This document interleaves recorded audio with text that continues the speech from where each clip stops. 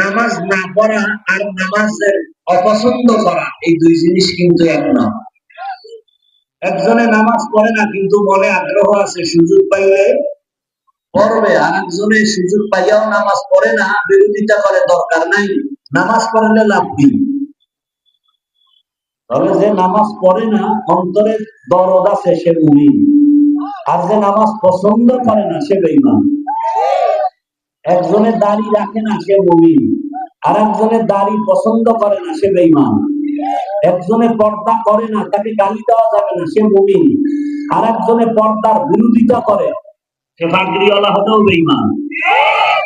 একজনে ইসলামের রাজনীতি করে না, তাকে গালি দেওয়া যাবে না, সে মুমিন, আর একজন ইসলামের রাজনীতিকে পছন্দ করে না, বিরোধিতা করে, সে বেঈমান। ব্যবধানটা বুঝলেন তো?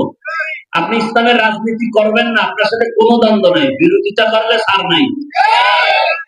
আপনি নামাজ পড়েন না, আপনার সাথে কোনো দ্বন্দ্ব নাই, আমি আগে সালাম দিব, কিন্তু নামাজের বিরুদ্ধে কথা বললে জুতা। ব্যবধানটা বুঝছেন তো? ইসলামের রাজনীতি করেন না, আপনার সাথে কোনো কথা ঝগড়া নাই, সালাম আমি দিব, কিন্তু ইসলামের রাজনীতি নাই হয়ে কোরআনের উপরে যদি কোনো কালি ফেলেন তাহলে আর দেরি করা যাবে না, আপনার সাথে কোনো ছাড় দেওয়া যাবে? সহজ কথাটা বুঝাইতে পারলাম? আমি যে কথাগুলো বললাম এটি কি ইসলামের বাইরের কথা? হ্যাঁ, এটি আল্লাহ রসুলের বাইরের কথা?